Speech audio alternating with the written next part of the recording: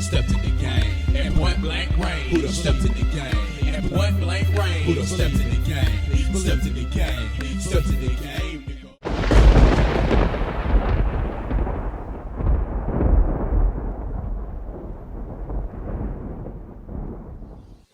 Who done stepped in the game? And so the entire point of doing this, you see what it is, you see what's going on, apparently rocking the gaming world, if you will. But the whole point of this is to point out the hypocrisy, right?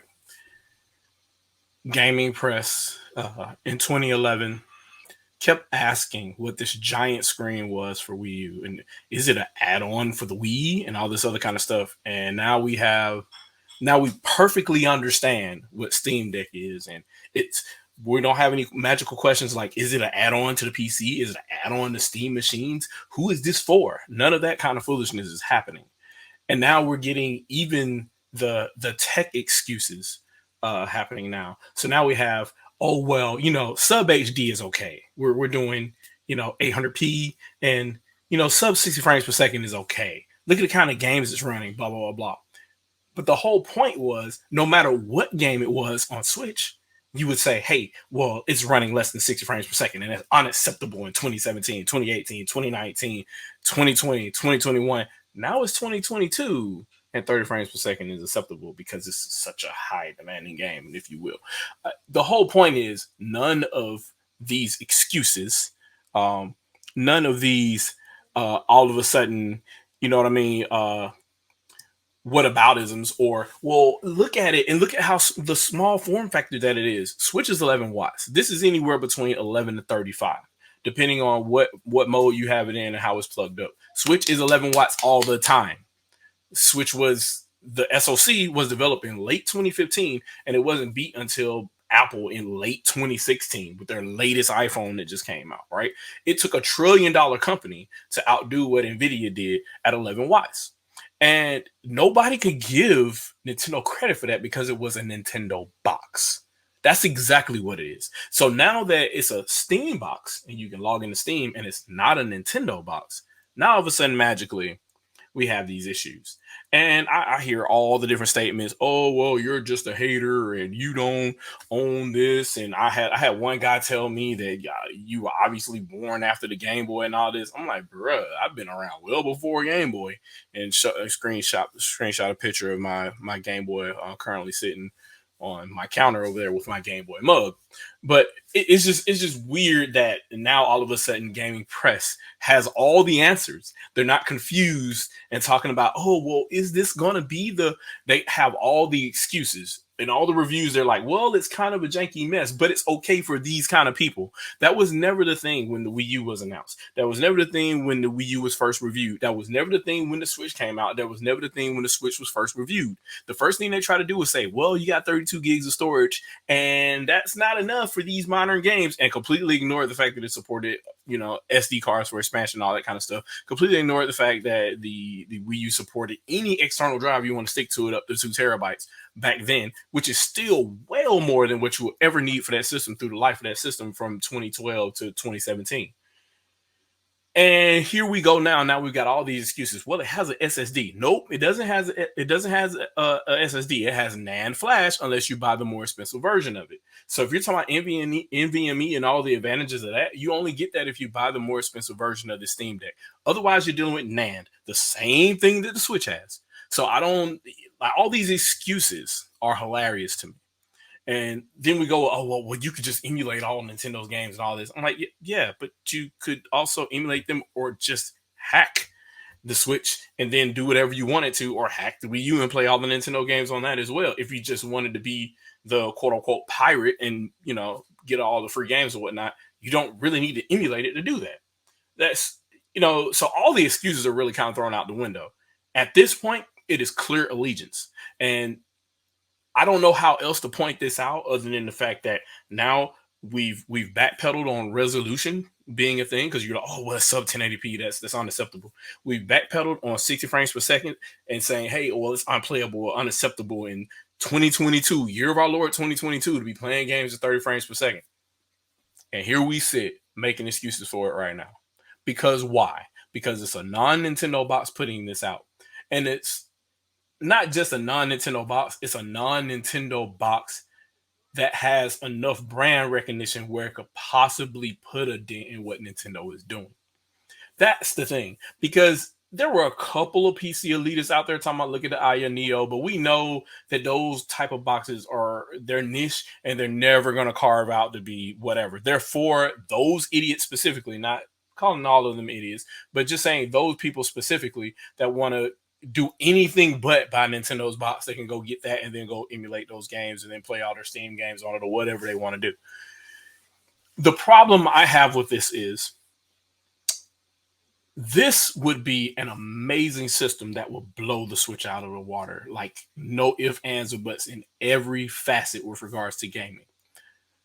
The reason why it won't is because nobody's writing to the metal for it like they are on Switch. Even with some of the poor ports that are a lot of the poor ports that are happening to Switch, even Witcher 3, the amazing port, whatever, was still converting a lot of jank code from the original game. Nobody's writing ground up for Switch like that if you're a third-party developer. And nobody definitely isn't doing it for Steam because they're using a wrapper for that. And while you can say, hey, well, it's kind of native because it's you need bare metal, knowing exactly what's in the firmware for this SoC and that kind of level access to be able to maximize something like this to the tune that you would on, say, like a PlayStation 4 or a PlayStation 3 going back, or, you know, Wii U or whatever. If you had access to the low level hardware, you could do things that technically fly well above what's on paper for that device to be capable of. Usually when you look at the spec sheets for something, you think, hey, you know, if a PC had this, what kind of performance would I get? And then you kind of gauge from there, because you usually think with PC overhead in mind. Well, Nintendo Switch doesn't have PC overhead. The Xbox Series X doesn't have PC overhead. The PlayStation 5 doesn't have PC overhead. Only Windows does. Now we have another device that's being released here, where it can either come with SteamOS installed, or you can install Windows on it, creating a boatload of overhead. And there's already going to be overhead in SteamOS, because yes, it is a lot lighter than Windows in that way, shape, and form, but it's still, the games are not built for it. The games are built in Windows wrappers that are being used for SteamOS. And all that conversion time could have been raw instructions just for Steam. And that's probably my big takeaway with regards to this device, as far as it being the quote unquote Switch killer, if you will. And it's just strange to me that I can say that, still say I'm interested in this device and want it to be a great tinker project for me to use, and say, hey, look, yeah, I would love to install multiple OSs on this and see how it works, or run different games in different OSs and see how it looks, you know, or see some home projects, because there's going to be somebody that tinkers with this and writes to the metal for it and creates a project specifically for it in SteamOS, just for it. So you don't have to have Windows installed and all this other kind of foolishness to play their game, and it gives you maximum performance. It would be great to see some first party support from Valve themselves for a project like this. Make a first party Half-Life Alyx game or whatever just for this portable. It'll be amazing to see what they could do for this. And that's the advantage that Nintendo has over this device right now. Nintendo writes to the metal for their device. Say what you will about performance for it, but it's still running at 11 watts. You got two systems right now that you keep comparing it to that don't even boot at 11 watts. So performance per watt, Nintendo has them beat. Nintendo has this device beat right now, even though it has the potential to be better per watt. They're not putting it there. They're putting it in the envelope between 20 to 35, depending on what game you're playing. So yeah, that's kind of the rant video for today. Kind of putting this out. I know this should have been I got my video, but I figured I needed to get this one out so y'all could see kind of the foolishness here. I mean, a lot of the takes are kind of weird when you start thinking about it. There's people here that are really wrapped up in their feelings. A lot of the replies, there was a whole bunch of replies here, but I don't have time for all that kind of foolishness anyway. I replied to some of them, and it's just amazing seeing. I mean, there was one guy that I replied to, and he started talking about games that ran worse on Switch, if you will, right, running at 30 frames per second and stuff like that. But you were defending, you're defending the Steam Deck for running at 30 frames per second in uh, sub HD or full HD, if you will. With full HD is 1920 by 1080. So if it's below that resolution, it's sub 1080p. So Steam Deck and Switch both run games at around 30 frames per second and sub 1080p. So you're getting anywhere between 360p to 720p on Switch undocked, and you're getting 30 frames per second, generally speaking, depending on what type of game you're running, unless somebody really optimized the game well for Switch and is running at 60 undocked. That's kind of rare. You're not going to get too many games like that unless it's like a port or something. But typically speaking, they'll just go ahead and lock it at 30 if you're playing on handheld, or it'll be even lower than that on handheld for Switch. And now we got this device doing the exact same thing. And now oh well, it's running Steam games, so it's a little bit different. In these games, first of all, none of y'all are developers. None of y'all know what can and what can't run on Switch. And the first thing y'all try to say is, well, it's running a game that's not on Switch. That doesn't mean it can't be. It just means that currently right now, From Software, who by all intents and purposes has a steep contract with Sony right now. They get a lot of development money from Sony, which is why they were able to do, the Demon Souls offshoots and other things like that or whatever. And the original Demon Souls on the PS3, they're really not knocking down Nintendo's door to say, hey, what can we do to get a version of our game on Switch? That's not really happening. So even though they're a Japanese studio and they probably need a Japanese audience overseas, and Sony really isn't caring about that, that doesn't mean they're knocking down Nintendo's door to make that happen. They'll just take Sony's check and keep it moving. They'll take Microsoft's check and keep it moving. I just don't understand the switching. So we have now all of a sudden it's okay to play games at 30 frames per second. Now it's okay to play games below 1080p. Now it's okay to play games without ray tracing, because remember, that was the catchphrase. Oh, we got ray tracing on PS4 and PS5. But when you enable ray tracing on Series X and PS5, and by the way, I didn't mean to say PS4, PS5. I meant to say Series X and PS5. But when you enable ray tracing on those systems, pretty often the frame rate goes down to, guess what? 30 frames per second. So now 30 frames per second is acceptable because you want that checkbox. You want that one little nugget on there, that gimmick to quote unquote make your game look better, when it's really just approximating a ray trace scene. It's not even real, because it's not ray tracing every object in the scene. It's not ray tracing every surface. It's only approximating certain things, which is why you get piecemeal ray tracing on a surface, on a shadow, on water, on a reflection. All those kind of things are only done a piece at a time. That's both in the NVIDIA toolkits for ray tracing and in the AMD toolkits for ray tracing. It's literally there from the developers of said GPUs for you to implement those as far as their APIs are concerned. So there's really no 100% real-time ray tracing, aka no rasterizing is being done at all. It's all raycast, and that's the entire graphics subsystem. None of that is happening, and we're not there yet. Not even on the highest end PCs, we're not doing that, and we aren't ready for that right now in 480p. So if we're talking about 4K and ray tracing, no, technology isn't there yet. Sorry, and I don't speak in Nintendese. This isn't Nintendrone talking. This isn't Xbox talking. This isn't PlayStation talking. This is general technology. This is just reality. This is how it works. I don't care if you want to be the Nintendo fan that wants to make Nintendo better. It's not going to happen. I don't care if you're the PlayStation fanboy and you think that the ray tracing unit on the PlayStation 5 is the best thing since sliced bread. It's not going to happen. I don't care if your Xbox and the Series X is technically on paper the best console out there as far as specs go. It's not going to happen. Not only is it not going to happen because, hey, the RT cores on these things aren't really that strong. The shaders that are designated by AMD to do ray tracing aren't really that strong. The implementation and the APIs aren't there either. So even on the development end, it's just not a thing. You would really have to forego rasterizing altogether, create a brand new graphics pipeline, and rewrite everything from scratch there. And the technology isn't there, the software isn't there, and the code isn't there to make that happen as of yet. So those dreams of, all these check boxes that these guys have, all these buzzwords that confuse you guys a lot, they aren't there. They aren't there, and it's not going to be there for some time. So, I hate to say, I want to ground you guys in reality. I want y'all to understand what the true deal is here. There isn't a way to get the quote unquote fidelity that you guys are looking for. It's just not there. And while we talk about, oh well, we can play Steam games on the go and stuff like that, I think that's a wonderful thing.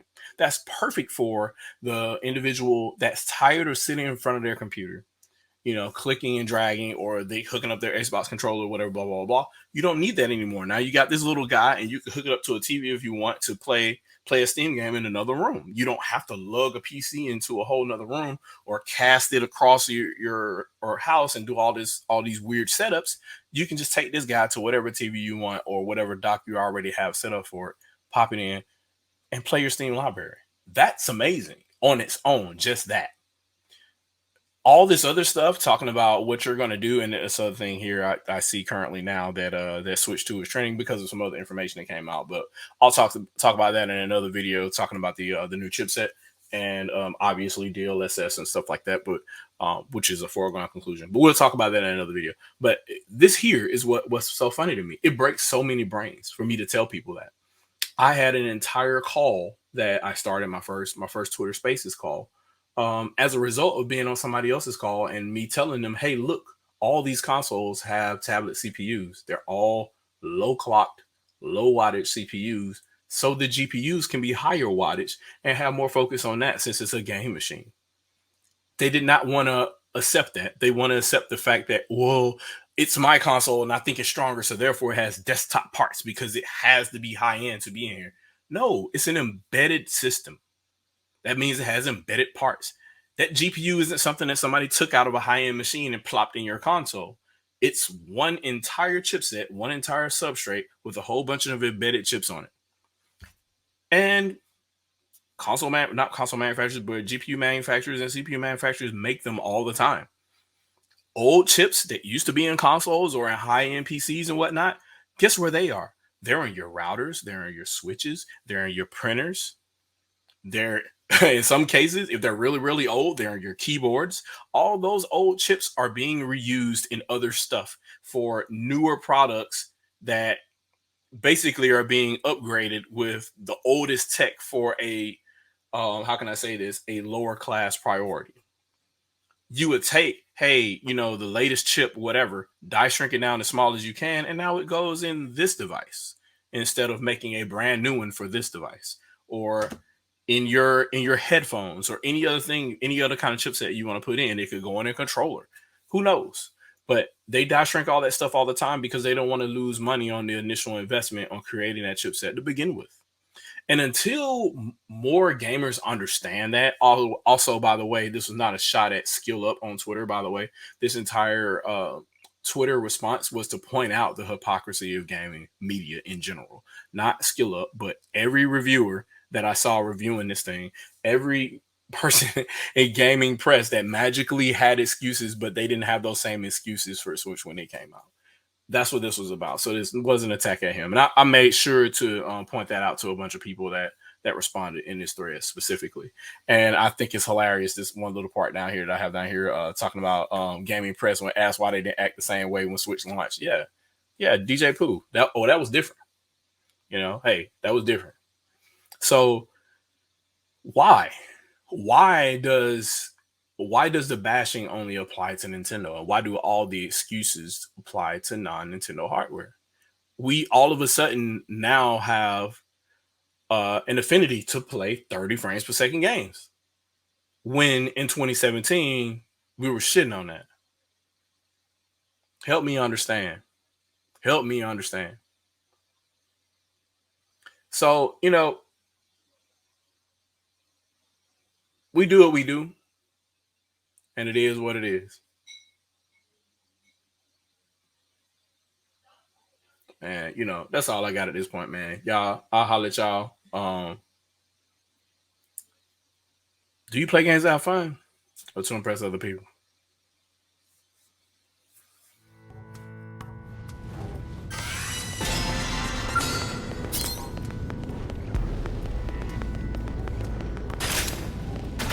Come on, make some noise! Get there's hope! Primal!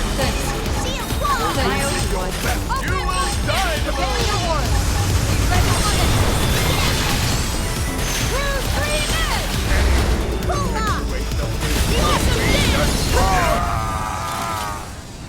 It can't be true!